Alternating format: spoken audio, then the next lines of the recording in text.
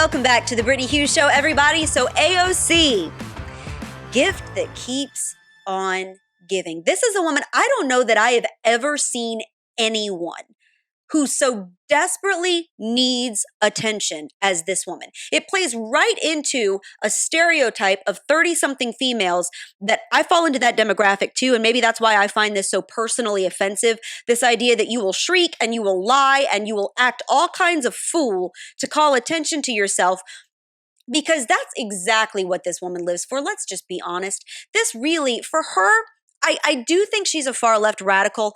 I do think she has agenda items that she wants to see passed based on her warped view of the world and what it should be. But for her, I really truly think that when it comes to politics, when it comes to the office that she holds, it's a stage that she's using to draw attention to herself, because she does it in whatever way she can possibly grab onto that week. This week, it was pretending to be handcuffed outside of the Supreme Court. It wasn't enough that she was temporarily, and I do mean temporarily, detained by the police, that she was told to move away from where she was shrieking, about the right to kill children. It wasn't enough that she was being moved away from the Supreme Court. She had to pretend that she was personally being oppressed and victimized and manhandled by the cops, and that she had been put in handcuffs. Of course, right alongside her was her fellow cohort in the fraud squad, Representative Ilhan Omar, who also pretended that she was handcuffed. So if you look at this actual video, you see AOC being led away by the police from outside of the Supreme Court. She crosses her arms behind her back to make it look like she's in handcuffs. But she's so stupid that she can't actually hold the charade.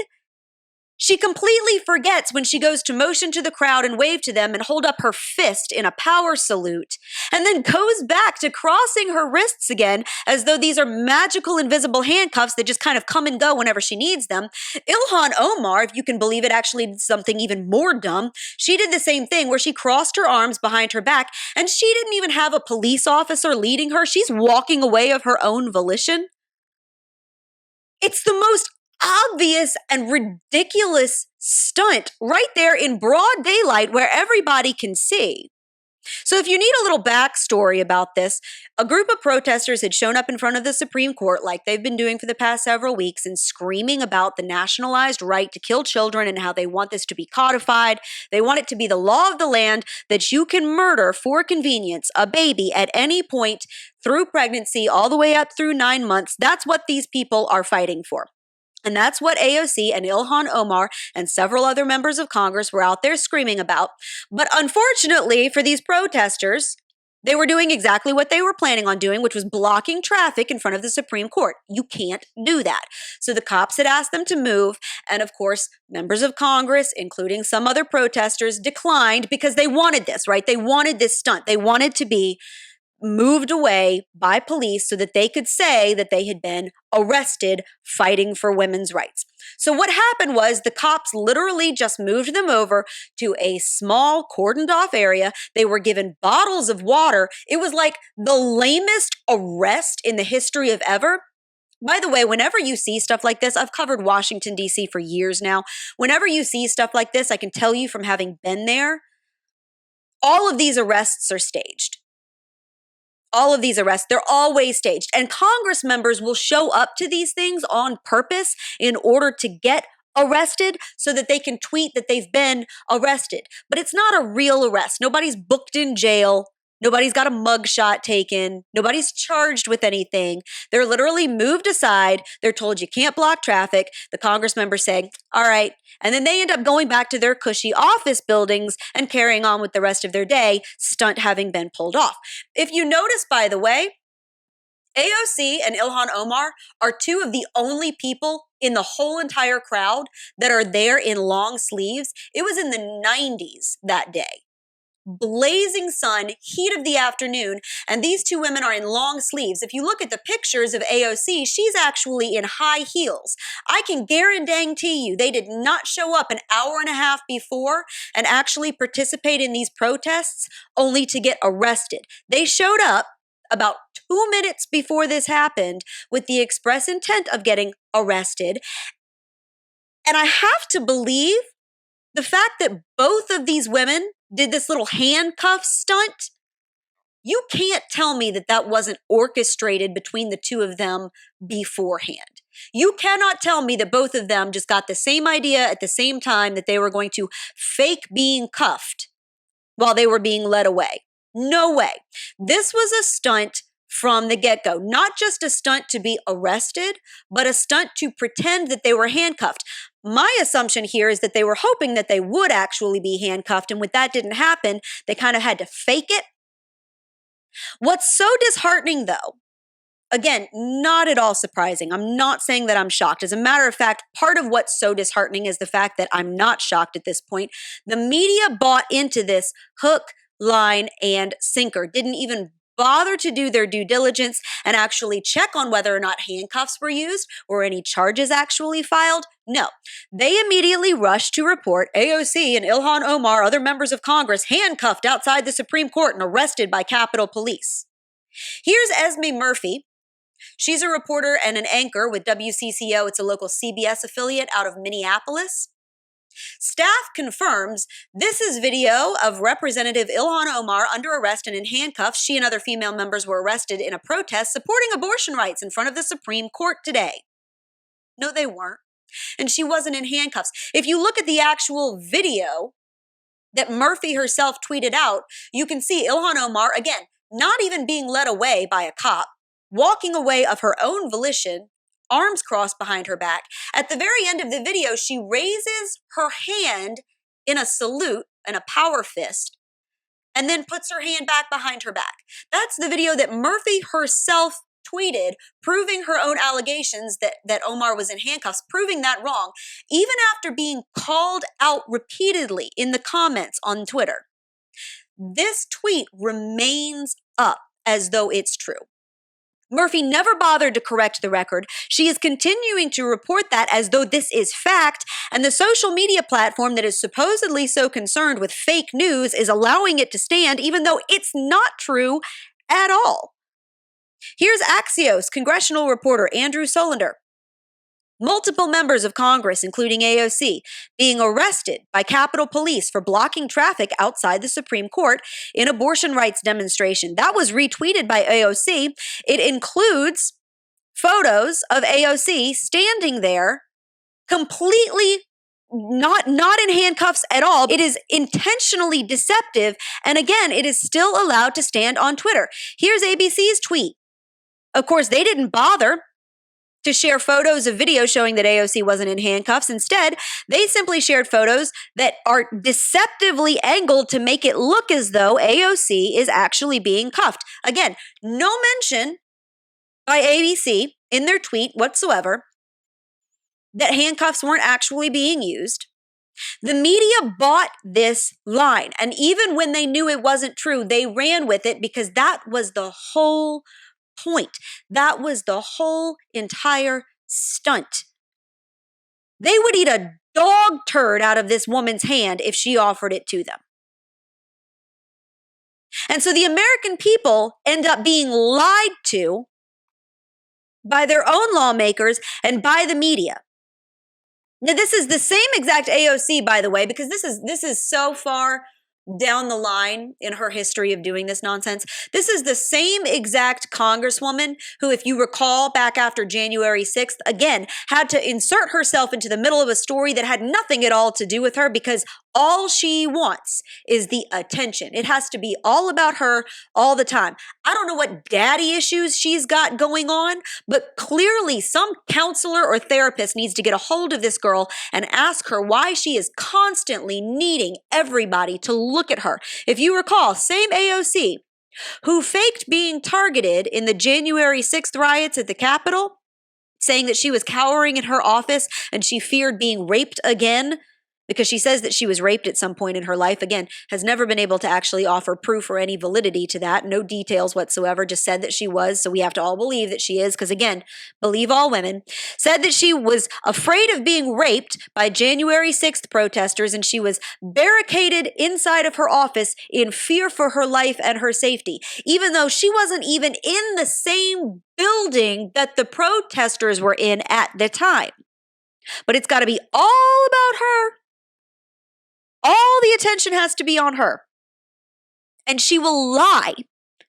She will lie to the American people's face while taking their tax dollars for her $174,000 yearly salary, if that's what it takes.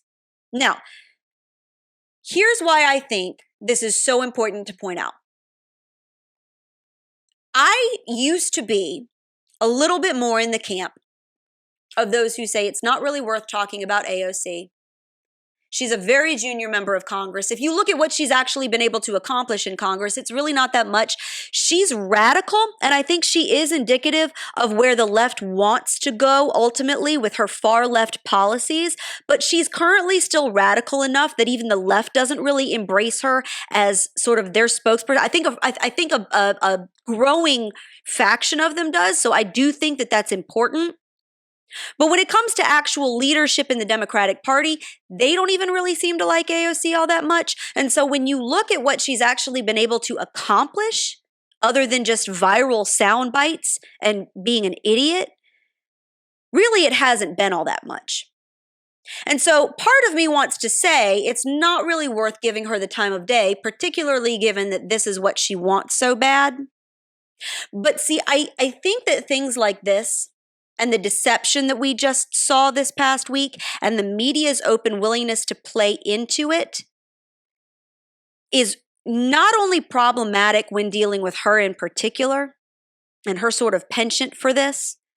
It's problematic because we are starting to see more and more brazen lies that are so obvious, it's like the nose on your face. And we're being expected to believe them anyway, even after the lies are admitted. Let me point out another one that happened this week that was so brazen, it boggles the mind that it didn't get more coverage and that it hasn't been called out and that people haven't been held accountable. Dr. Deborah Birx, if you recall, one of the COVID pandemic experts back under the Trump administration, she was one of those that really orchestrated a lot of the shutdowns and a lot of the completely economy-destroying policies that we saw back in 2020 and heading into 2021. Dr. Birx and Dr. Anthony Fauci were the two masterminds behind all of this and the driving forces behind the government's tyrannical COVID response.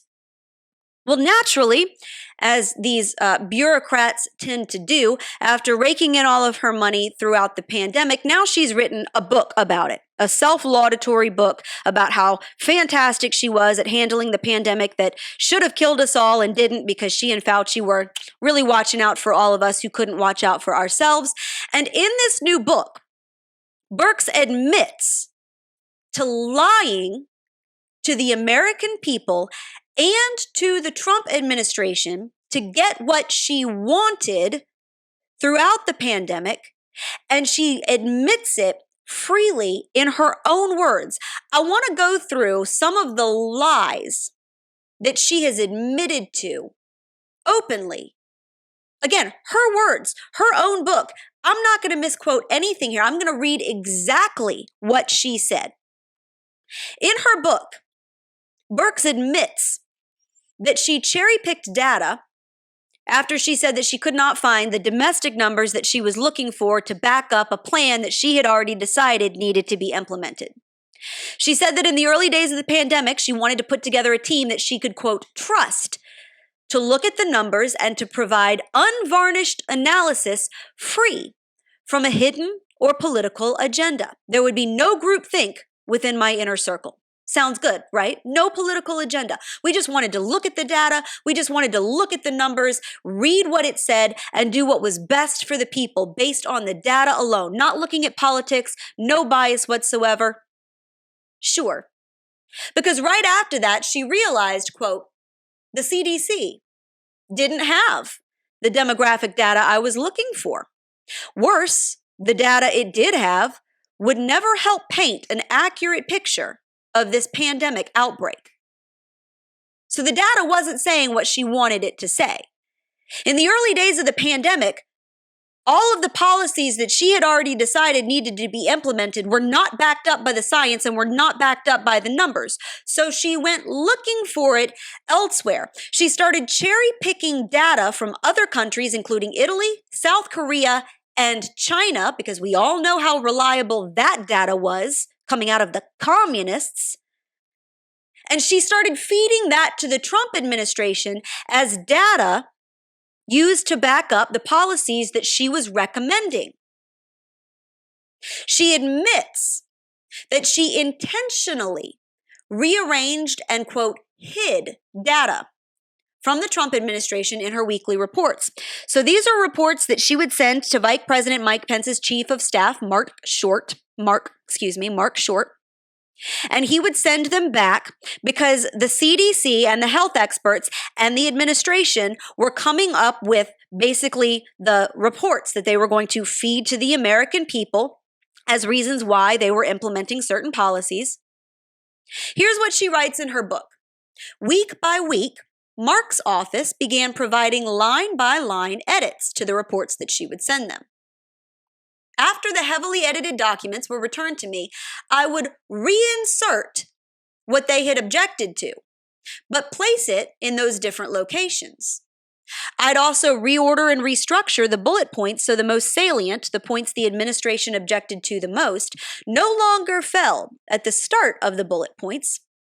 I shared these strategies with the 3 members of the data team, also writing these reports. On Saturday and Sunday, report writing routine soon became revise, submit, revise, hide, submit. Fortunately, this strategic sleight of hand worked. That they never seemed to catch this subterfuge left me to conclude that either they read the finished reports too quickly. Okay, so let me understand this correctly. Birx, who is an unelected bureaucrat, was actually going through the reports that were sent back to her by the administration and revising them and hiding stuff in it to feed to the American people based on the data that she wanted to pick and choose for the policies that she wanted to push. Am I understanding this correctly? She was actually revising and hiding data in the Trump administration and for the Trump administration, and she's admitting this in her own book. She admits that the travel ban was actually a gateway to a bigger policy. Birx admitted that she pushed for a travel ban without telling the Trump administration that she actually wanted to implement a greater policy and that this was simply the first step in it. Here's what she said. I couldn't do anything that would reveal my true intention to use the travel ban as one brick in the construction of a larger wall of protective measures we needed to enact very soon. So again, the deception here is shocking.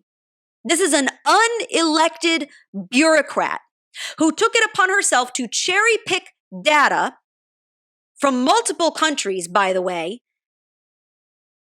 and use it to craft a policy that she subtly and intentionally and deceptively pushed on the Trump administration without telling them her true intention. Her words, her true intention. The travel ban was not done because that was what was necessary at the time based on the data, and then everything else followed as the data led. This is a woman who had already decided that an economic killing shutdown needed to happen. This is a woman that had already decided before she even had the data to support it that she wanted to close down the country, shutter businesses, keep people at home, and it didn't matter what the data actually said coming out.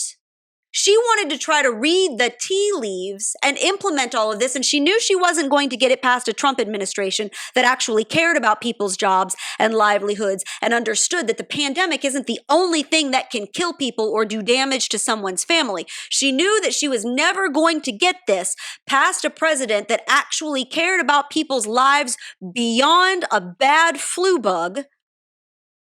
So instead, she pushed these things little by little, hoping to sort of spoon feed it to the administration and spoon feed it to the American people to make it more palatable. She admitted that the shutdowns and the stay-at-home mandates and all the business closures were the plan from the beginning. Here's what she said, quote, "No sooner had we convinced the Trump administration to implement our version of a 2-week shutdown than I was trying to figure out how to extend it. 15 days to slow the spread was a start, but I knew it would be just that.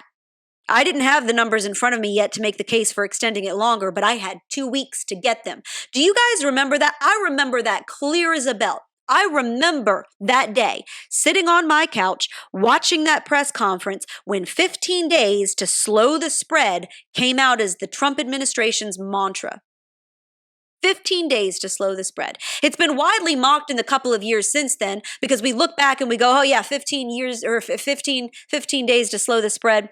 Yeah, how did that work out for you guys? Well, apparently worked out just fine because Birx always knew that it was not going to be 15 days, that she had to find the data to push it even further. Here's what she said. I didn't have the numbers in front of me yet to make the case for extending it longer, but I had 2 weeks to get them.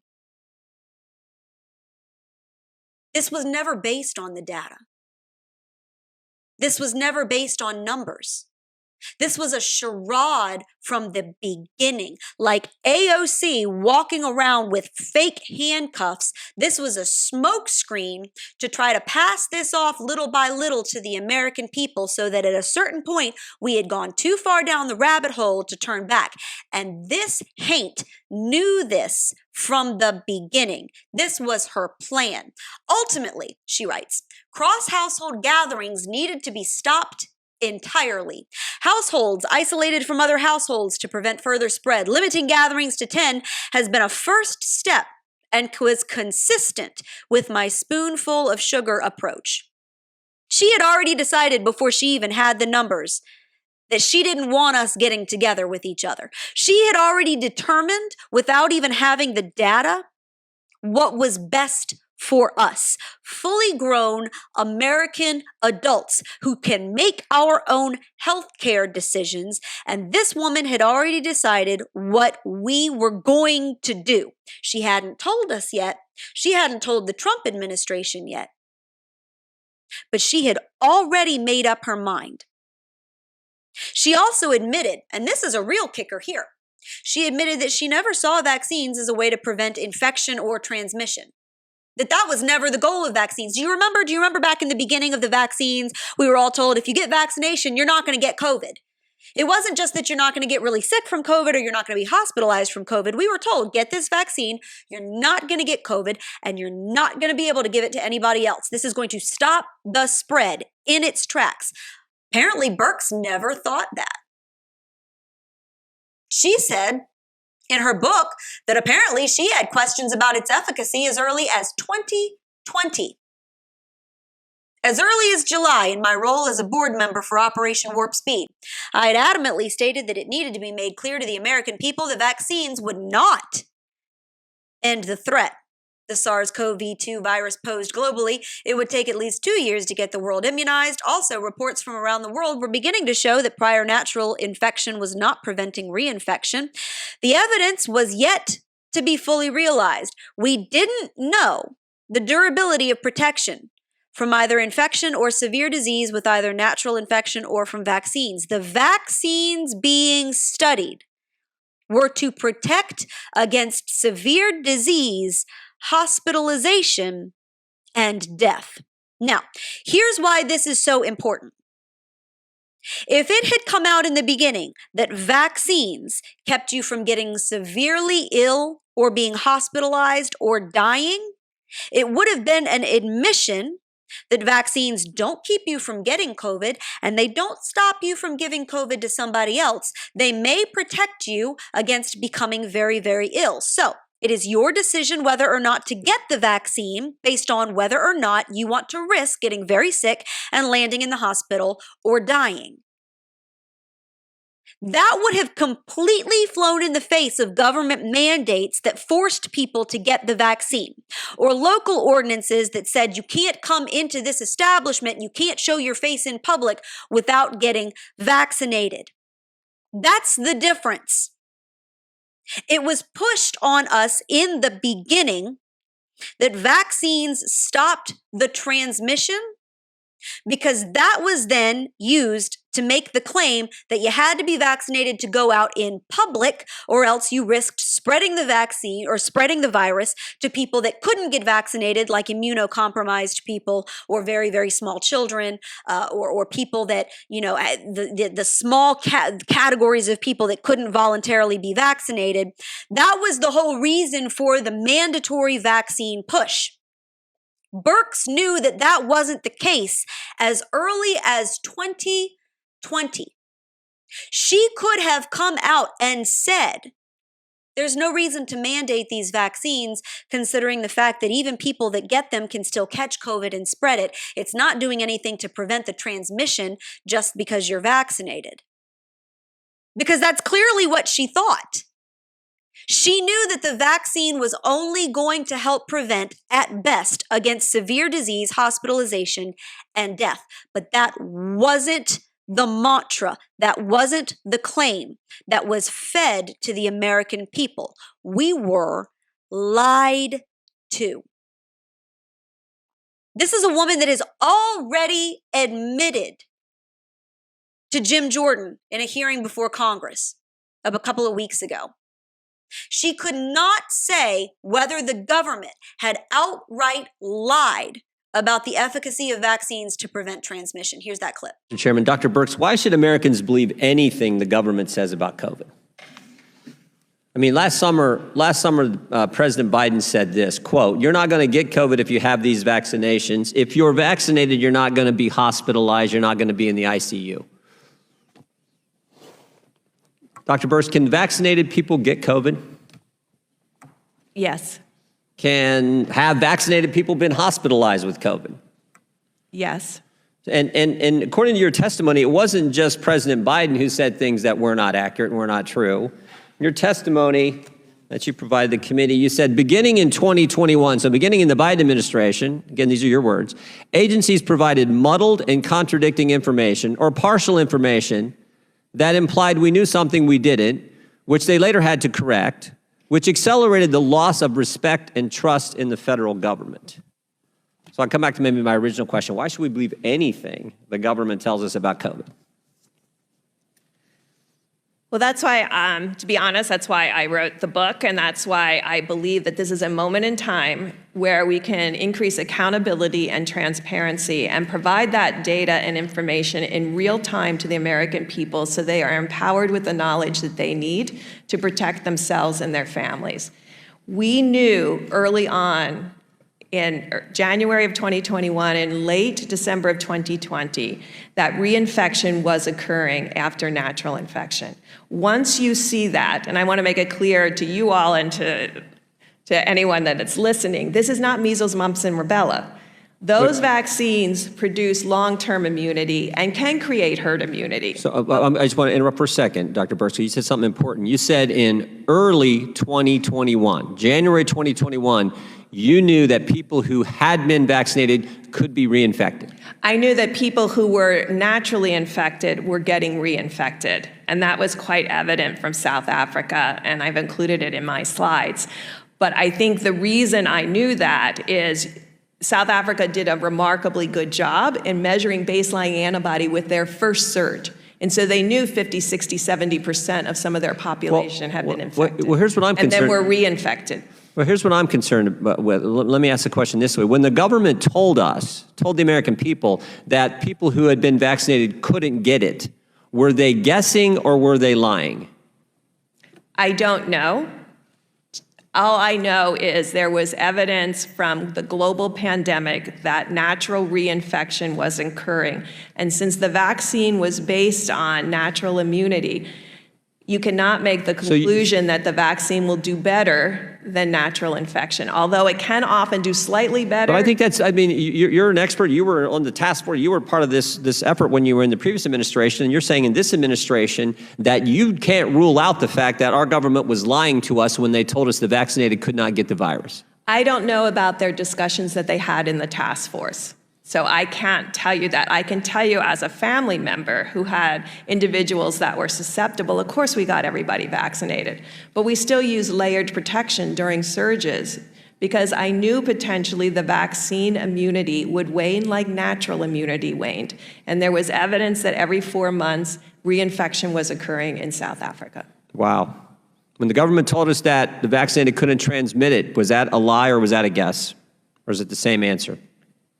I think it was hope that the vaccine would work in that way. And that's why I think scientists and public health leaders always have to be at the table, being very clear what we know and what we don't know. This is important for the country to know. So when I asked the question, when the government told us that the vaccinated couldn't get it, and I asked you if it was a guess or a lie, you said you don't know. You said you think it was hope. So what we do know is it wasn't the truth. So they were either guessing, lying, or hoping, and communicating that information to the citizens of this country.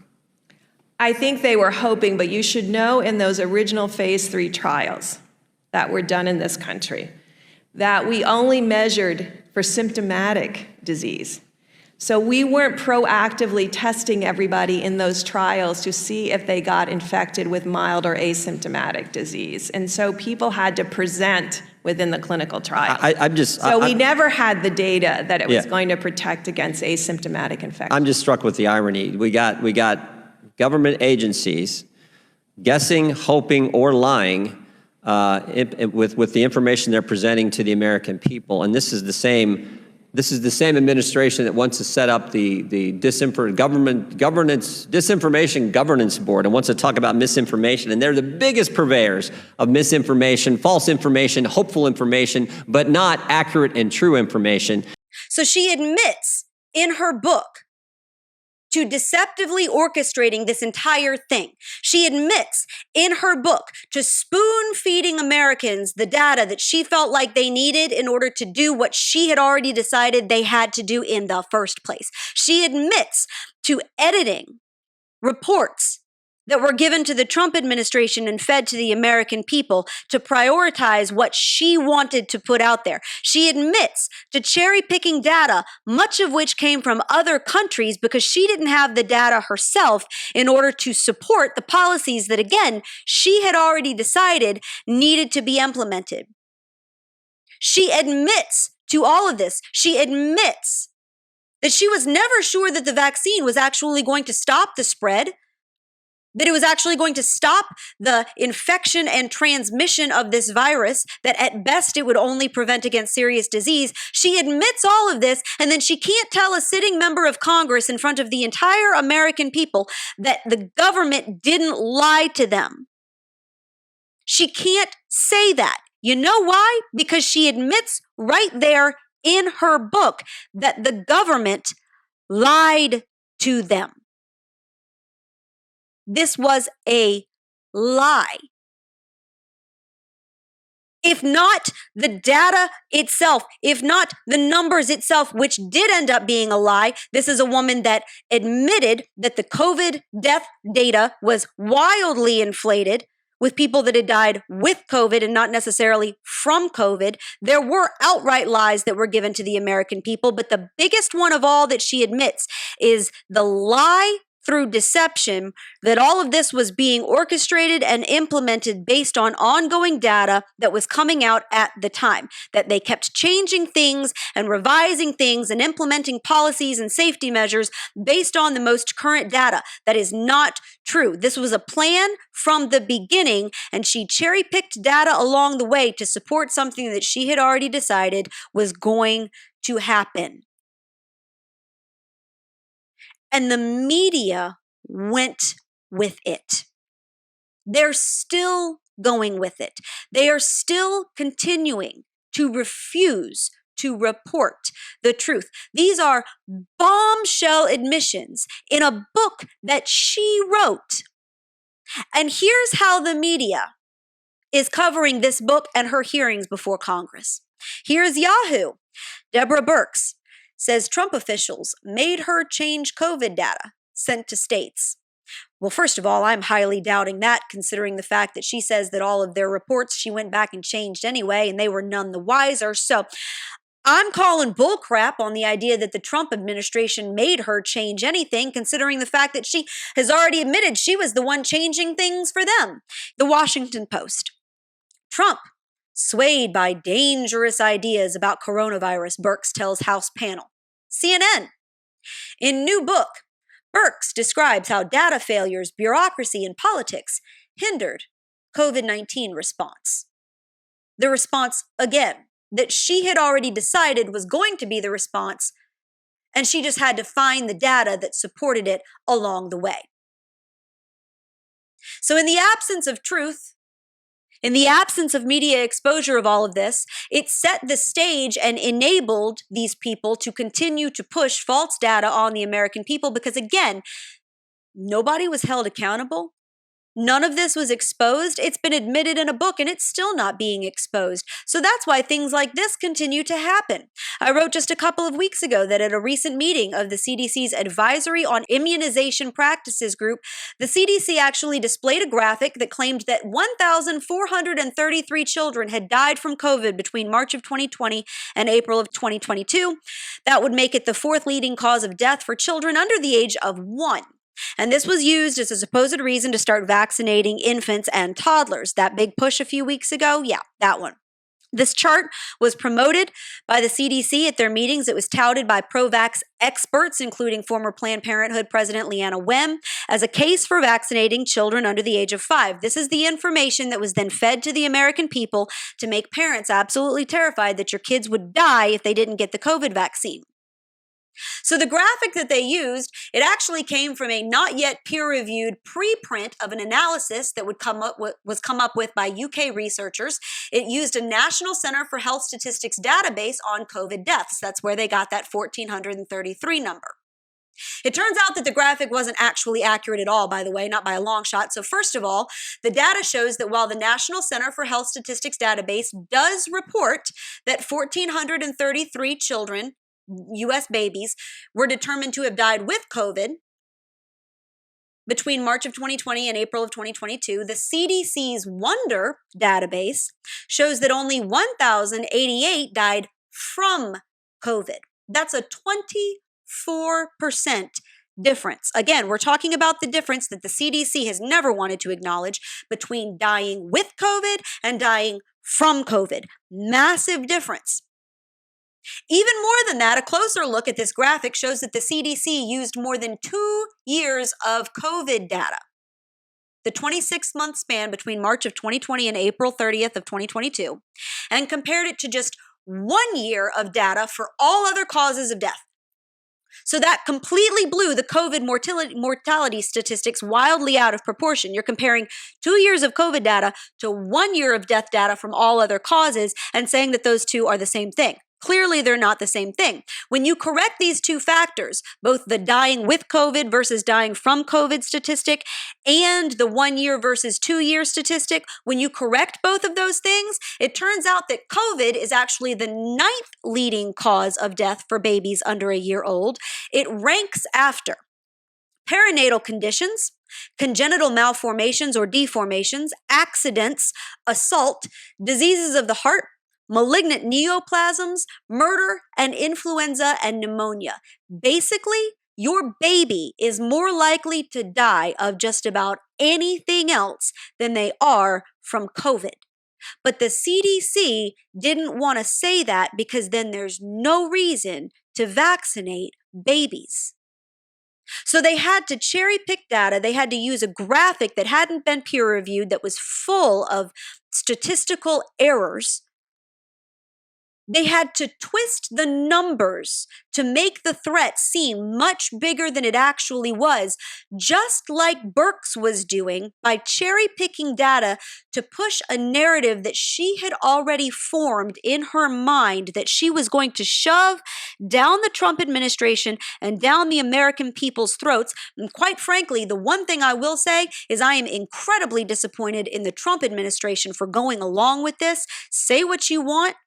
I know that Donald Trump did not approve of a lot of the things that were implemented, but this happened on his watch. And that administration should have been far more diligent. And this should never have been able to happen because it has landed us in the bad economic spot that we are currently in and has devastated businesses and families across this country because people like Birx decided that they knew what was better for you and for your family and for your children. And here's the key takeaway that I don't want us to miss, because the media is not reporting this. A government that will lie to you about this, a government that will push a pandemic response even before they have the data, and will force the data to match their agenda. A government full of politicians that will fake being arrested in front of the Supreme Court to make it look as though they are being oppressed in support of a certain cause, and a media that will play along with that deception, is a government and a media that will lie to you about anything. These lies are not being called out. They're not being exposed. No one is being held accountable. If you notice, AOC and Ilhan Omar have been called out all across social media for faking being arrested, and they have not yet once responded to it because they don't care that you know. They don't care. This deception is being played out brazenly and for everybody to see because they know that no one is going to call them out in the media. No one is going to question them about it. No one is going to hold them accountable. There are going to be no consequences for these lies. Just like Deborah Birx can write in her book all of these bombshell admissions for which she is, in my opinion, admitting to criminal behavior and should be hauled in front of Congress and made to be held accountable for her deception and for her lies to the American people and her lies to a duly elected president. And she knows that's not going to happen, so she's not scared at all. She's going to write her book, and the media is going to write glowing reviews and headlines about it, and she's going to make her money and go on with her life. And the American people who were devastated by this policy are going to be left to pick up the pieces. And a government that can get away with that can knowingly get away with that, will lie to you about anything. They will lie to you about abortion. It's why I did an entire episode a couple of weeks ago debunking some of the biggest lies and myths that the left tells about abortion, because they are outright brazen falsehoods that can be easily proven wrong with a Google search. And they know that. But they're lying anyway because they are depending on a certain faction of the American people being so gullible that they will just buy whatever they're fed. This is a government that will lie to you about climate change and the idea that we're all going to fall into the sea or burn up in a fiery inferno if we don't give the government all of our money and total control out of our lives so that they can fix the planet before it's too late. How many apocalypses have we supposedly survived thus far that we were supposed to all die in?